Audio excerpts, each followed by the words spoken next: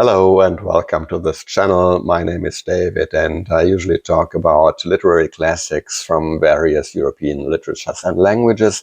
In this video today I would like to present the novel Empusium, written by the Polish writer Olga Tokarczuk, and I will focus in particular on the relation of this novel to the novel The Magic Mountain by Thomas Mann, published in 1924. It's clear that the novel Empusium by Olga Tokarczuk is undeniably an independent and highly original work, but it is also an homage to Thomas Mann's novel The Magic Mountain. And so when preparing for this video, I was facing a tough choice to either concentrate on the novel as an independent piece of art. And I think this would probably be most interesting for those of you who have not read The Magic Mountain.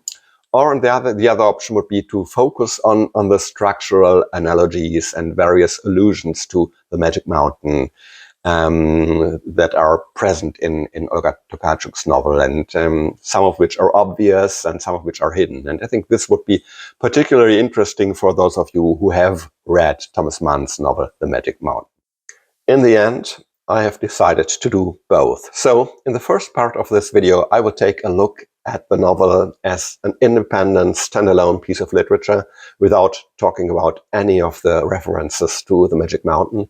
But in the second part of the video, this will be focused on precisely these connections between the two novels. So depending on your interest, you can select that part of the video that interests you most by using the timestamps given in the description box of the video. Because of this double nature of this video, I have uploaded it to both my channels, on my main channel, Polyglot Reading, and on the secondary channel, the Thomas Mann Project channel, which is dedicated to a long-term close reading of Thomas Mann's novel. But I think also in this context, it makes sense to now and then present some other novels that are strongly related to this masterpiece of German literature.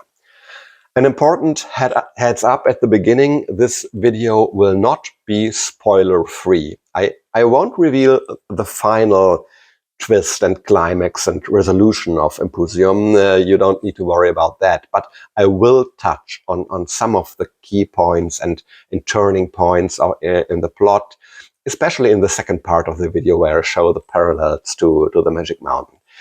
If you don't like that sort of video at all, you better stop watching now. So for those of you who are still with us, enough preamble, let's get started.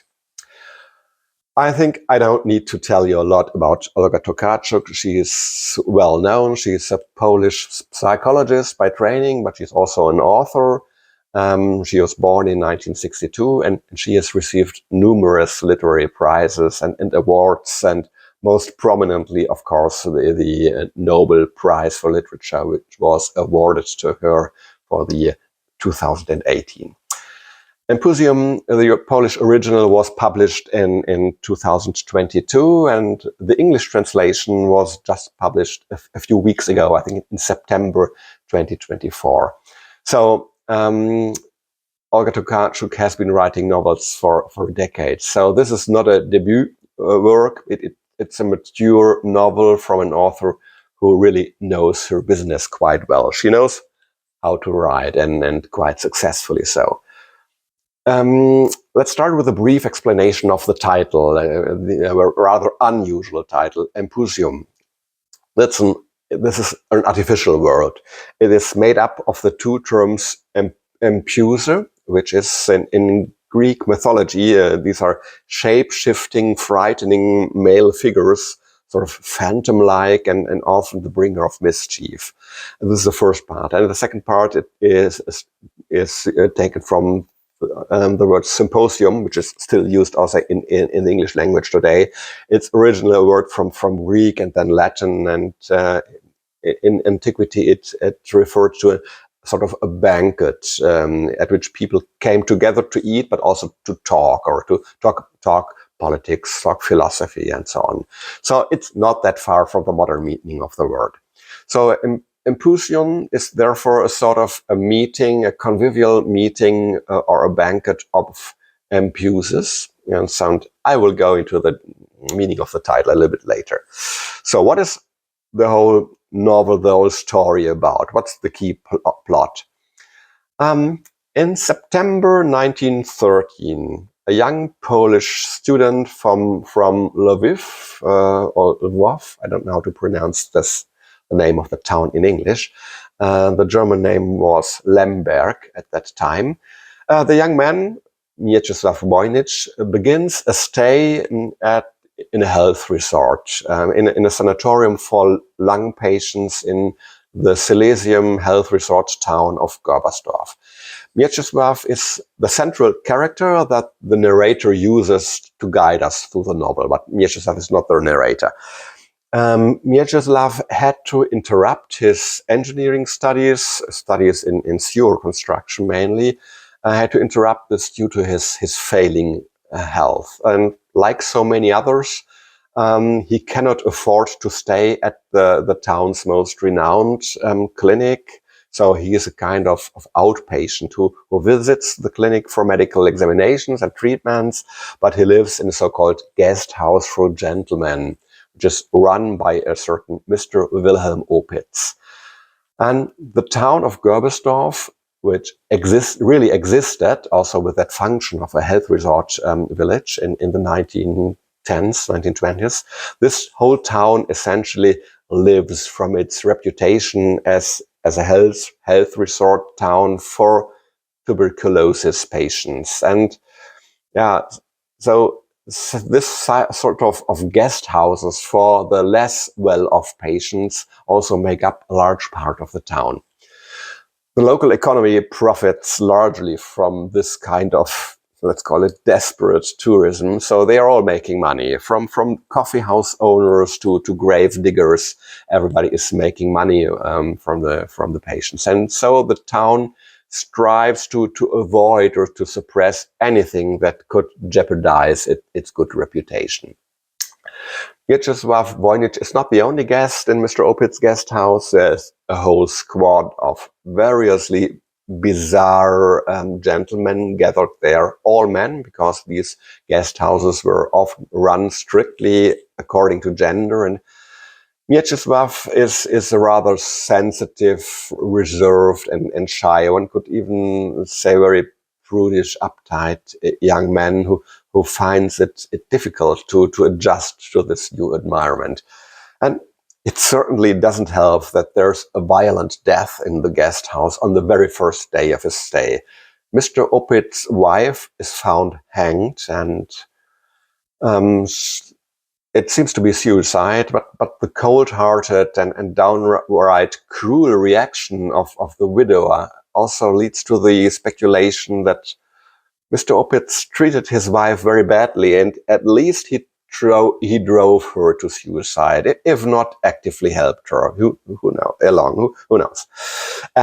When exploring the house, Mieczysław finds an attic chamber, for example, in which Mrs. Opitz had to live. And this seems to be like the chamber for a servant. That it seems to be very oppressive and uncanny. And there are strange noises in the house at night. And this all adds to the uneasiness of Mieczysław. And so it's a somewhat unsettling and mysterious start. And Olga Tokarczuk works nicely with the means of a subtle horror quite early on. On the surface, however, the appearance of an intact world, or at least an intact village, is still maintained perfectly. There's also a lively social life for this small group of gentlemen in the Opitz house. They do not only meet at the meal times, but they also go on short excursions together to some attractions of nature or to some nice vista points in the surrounding area. But above all, they sit together in the evening in a convivial atmosphere, buoyed up by a strangely aromatic, sort of spicy herbal liquor named Schwärmerei, which is made according to Mr. Opitz's own traditional recipe. And inspired by this liquor, they talk politics, philosophy, religion, but above all, they talk about women. And this brings us to the central theme or topic of the novel. The characteristics, the stereotypes and roles of sex and gender, the question of what constitutes masculinity and femininity, but above all, the role and value or lack of value of women from the man's point of view. These are not only the dominant topic of conversation, but they also almost permeate the entire plot, the atmosphere and the language of the novel. Sometimes openly, overtly, sometimes subliminally. And yeah, the more liquor Schwärmerei is consumed, the more blatantly the man's misogyny comes to light. And they mention such monstrosities such as, I quote, "The only justification for the existence of women is their unfortunately unavoidable necessity in the process of the reproduction of the human race." So this is not a fully literal quote. I paraphrased from one of the evening conversations. And the equally interesting and shocking thing about these statements and tirades is that supposedly, I have not checked, but supposedly most of these statements were not invented by Olga Tokarczuk, but they're actual quotes from various real existing historic documents or publications or quotes by men who are still regarded today as cultural figures, as intellectual giants or great thinkers, great authors, great philosophers, great psychologists, and so on. But now I've probably become a bit one-sided. I would like to make one thing clear. The novel is not largely made up of these conversations. We also have an overall very captivatingly written plot that revolves around how the young Mieczysław explores this parallel world of the health resort town, how he makes acquaintances and friendships, or some enemies as well, and above all, how he gradually comes to realize his own sexual identity. This he achieves with the sometimes benevolent, sometimes rudely forceful help of Dr. Semperwise. And the important aspect of the novel is that Mieczysław carries within himself this central thematic conflict of the novel, the tension between masculinity and femininity, without being aware of the exact nature of his own inner conflict. Growing up as a half orphan without a mother, he is brought up on the one hand by a pampering nanny, and on the other hand by his father and his uncle. And the latter two now try to impose very traditional and almost toxic ideals of masculinity on Mieczysław, who they consider to be too effeminate, too soft. And this includes that they are forcing him to perform supposedly hardening masculinity rituals. So there are some really heart-wrenching scenes in that novel. Almost obviously because Mieczysław cannot fulfill these expectations. Not only because he does not feel like a man, but, spoiler alarm, but because he actually is not a man at all. Biologically speaking, he has both male and female sexual characteristics. And I'm not speaking of psychology here, I'm really speaking of physiology of the body.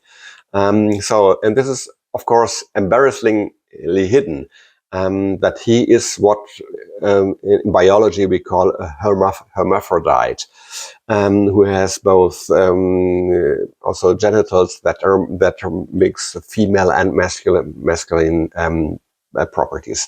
However, he cannot name this difference, and he is not informed about it by his father or by the countless so-called specialists, or maybe some of them were quacks, to whom his father repeatedly drags him in the desperate hope that this flaw can somehow be medically removed. And of course, this not only puts a strain on the father-son relationship, in a normal way, it goes much farther. It even leads to Mieczysław not being sure whether his father did deliberately send him to this lung sanatorium in the hope that maybe an early death from tuberculosis would elegantly solve this family stigma. Who knows?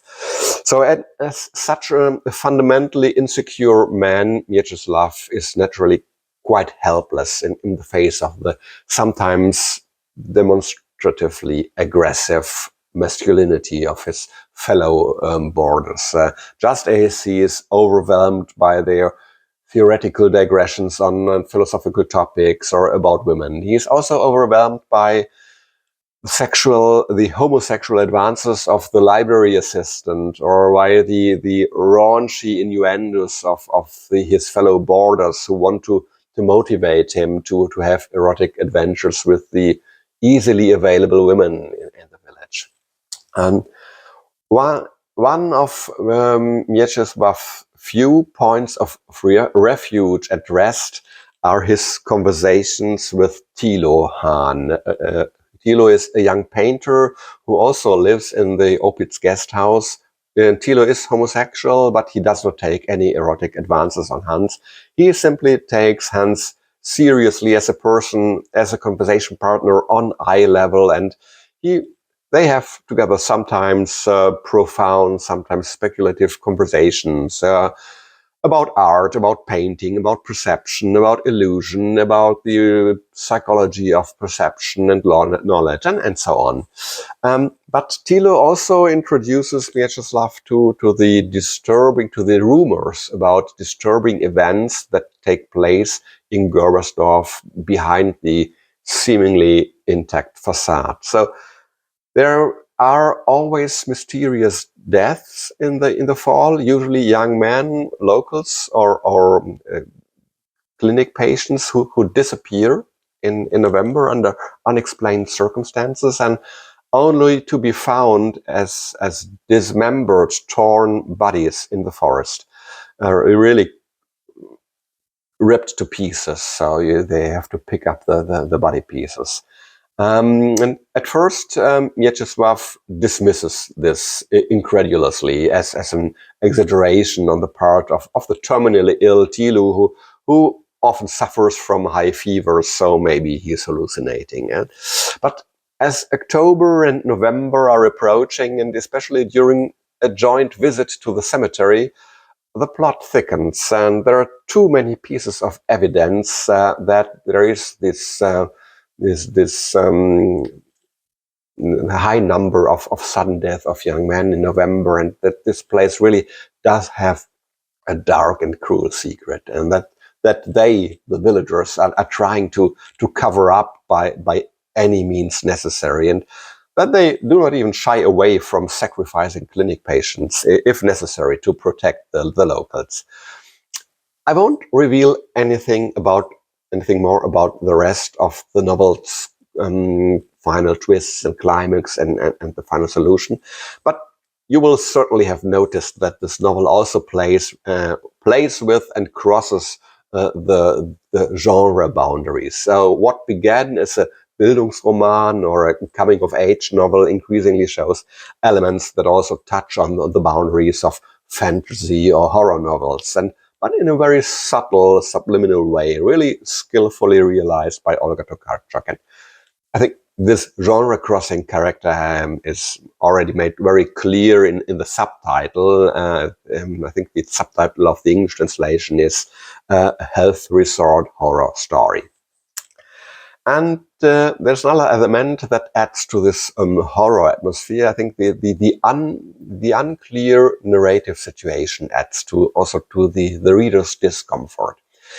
At the beginning of the novel, it starts rather conventionally. It's not entirely clear whether we are dealing with a limited or an omniscient third-person narrator, but there seems to be nothing special about the narrator. But the clues come to be a bit ambivalent and ambiguous. Who is the actual narrator? Until it becomes clear to the reader through several casual remarks that we are not dealing with a single narrator. We are dealing with a kind of almost omniscient, supernatural collective of narrators who speak of themselves in the first person plural.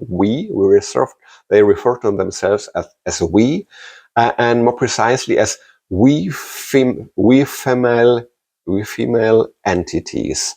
So the suspicion creeps in that these are some sort of supernatural female entities who could perhaps be a group of Empusius, who are referenced to in the title, sort of female spectres or phantasms who are closely connected to the uncanny occurrences about killed young men in the forest. In terms of language and style, the novel draws clearly on the great models of realism, especially realism in the form that was carried over into the 20th century by Thomas Mann. And I think this is also perfectly the right time to start talking about the novel's relationship to Thomas Mann's novel, The Magic Mountain, published 100 years earlier in 1924. There are a huge number of parallels and allusions to this novel on the structural level, on the plot level, on the level of the main characters, and in the way key overarching social and philosophical themes are woven into the novel. But it's not Magic Mountain 2 or an epigonal copy. It's definitely a completely independent, creative, highly intelligent and original masterpiece written by Olga Tokarczuk. I think it's fair to say that it's a very clever mixture of an homage and sort of a counter-proposal to the Magic Mountain.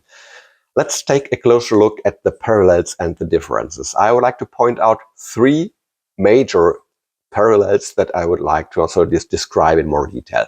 First of all, the key points of the plot. I'm going to read you about 10 lines of plot description, and this description is written in a way that it perfectly matches The Magic Mountain and Empusium. You couldn't tell from the description which of the novels I'm talking about. It starts like this. Shortly before the start of the First World War, a young man embarks on a stay of indeterminate duration at a health resort for pulmonary tuberculosis, where he encounters a parallel world focused entirely on the treatment of this disease. In this health resort, everything revolves around this illness and around the challenge of dealing with the constant threat of death, as well as the enforced idleness and being cut off from real life. The young man is inwardly divided and insecure, and he finds himself rather disoriented between the many ideological positions that are all struggling to win him over to their side. And he quickly learns that appearances are deceptive. In many respects, that most people, things, and institutions are not what they seem at first glance.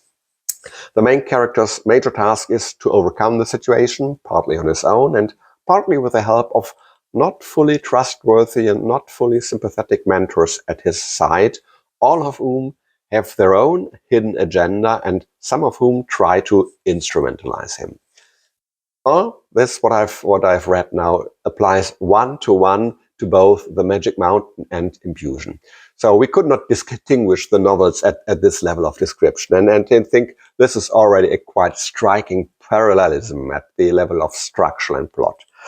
Let's move on to the second point, the main theme. Both novels have a, let's say, socially relevant main theme at their core, which is characterized by two opposing poles. And the discussion of this theme not only runs through almost all of the main characters' conversations, but it also touches on a conflict that is deeply inherent in the psychology of the main character himself. Also, which is, so to speak, constitutive to the for the main character.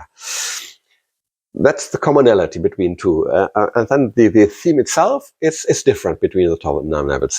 Between the two novels. In The Magic Mountain, it's the tension between conservatism, more related to the form of society and governing class, and on the other side, humanism and progressive liberalism. So either reactionary nationalism and authoritarian totalitarianism on the one hand, or an enlightened humanism that also advocates or fights for liberalism and democracy on the other hand. And we also see this tension in Hans Castrop, the main character of the Magic Mountain himself. On the one hand, he's deeply rooted in the old-fashioned Hanseatic tradition, which is embodied by his grandfather, with whom he lived for a couple of months. Yeah, he shares this fascination with the traditions, with the sedate way of living, with caring for the privileges of the past. But on the other hand, he is aiming for a very future-oriented, progress-oriented profession. So nothing could be more pragmatic, practical, future-oriented as being a shipbuilding engineer in the 1910s. So very pragmatic, practical, forward-looking. And yeah, the disputes between his two main mentors, Settembrini and Nafta, they all revolve around this theme of conservatism versus progress, totalitarianism versus enlightened liberalism and progressive thinking. In Empuzjon, it is the gender and gender roles that are the dominant theme. The value, the role, and yes, also the battle of the sexes or the genders.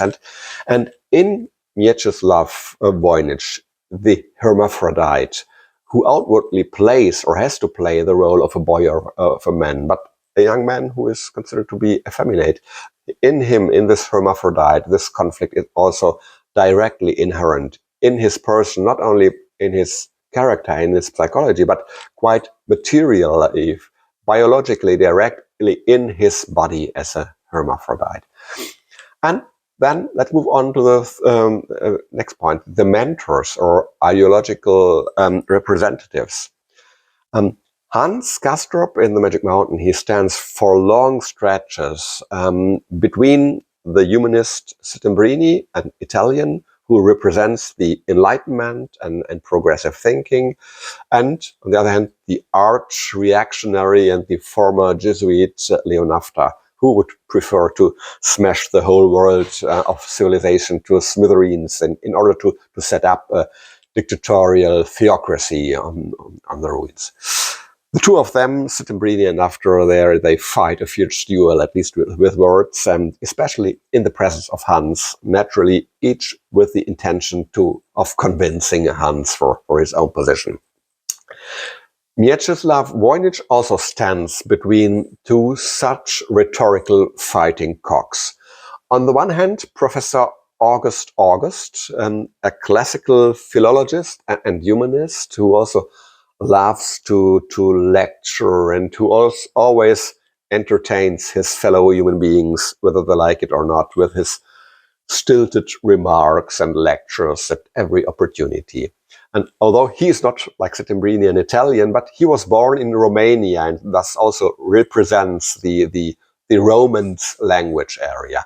And his opponent is the arch-Catholic traditionalist Longinus Lucas from Königsberg in Prussia. So here too, we see strong parallels in the constellation of characters of the mentors of the young hero.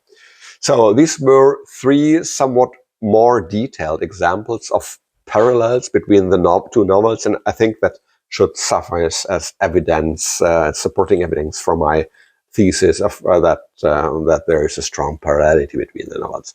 But there are much more, many smaller points, and I'm sure I haven't noticed them all by a long shot, because that's another commonality between the novels. The prose is incredibly densely peppered with allusions to mythology, to religion, to other cultural assets, to other texts of world literature. And you can actually tell from some of the paragraphs in Empusium that they are tongue-in-cheek imitations of Thomas Mann's sometimes sprawlingly complex and stilted style, but in a very well-dosed way. It never becomes tiresome, worn out, or a satire. There are so many, and that I just don't manage to finish my video after having explained the three main parallelisms. I just want to mention a few of them. Some of them are really, this is just a mixed bag, not sorted in or prioritized anyway. There are so many small scenes, half sentences, spotlight remarks in the novel, where those readers who are familiar with the Magic Mountain realize what Tokarczuk is alluding to. There are little things like the doctor approaching Mieczysław during the initial examination without warning and pulling down Mieczysław's eyelid, just like Behrens did with Hans Castorp. There's the sudden appearance of a mysteriously attractive young woman with Slavic facial features. There is the allusion to the boy torn to pieces by witches in Hans Castorp's Snow Dream, which now reappears here in the form of rumors about young men being cruelly dismembered and killed, maybe by witches in the forest. There is a dear memory of Mieczysław, of a school friend, where also a pencil plays a decisive role. There are also these little number games. Here it's not about the number 7, but with the unlucky number 13. For example, Mieczysław dates his first letter to his father to the 13th of September 1913. But in the name of the month, September again, it's contained the Latin word for the number 7, which is, so again, here present in this novel. Oh, there's this omnipresent motive of veiling, concealing, and blurring the borders. This can be seen everywhere in the Magic Mountain. It is taken up again here in many detailed description of people, of their glance, of the misty landscape. I could go on and on and on. So I think the novel can also be read as an Easter egg hunt for clues to the Magic Mountain. And if you don't lose sight of the novel's own genuine qualities, and this mode of reading can certainly be a fascinating and intelligently entertaining side activity when reading it. I would like to mention one more point in particular towards the end, because I think this is a wonderfully clever narrative technique with a lot of tongue-in-cheek humor from Olga Tokarczuk. We see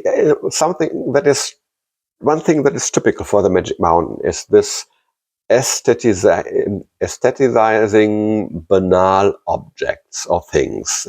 Everyday objects or processes are described in great detail, almost sensually, giving them the character of luxury objects or of ritual acts. And Olga Tokarczuk plays a similar game here, but sort of mischievously, in a way that plays in a self-ironizing way with cliches of femininity.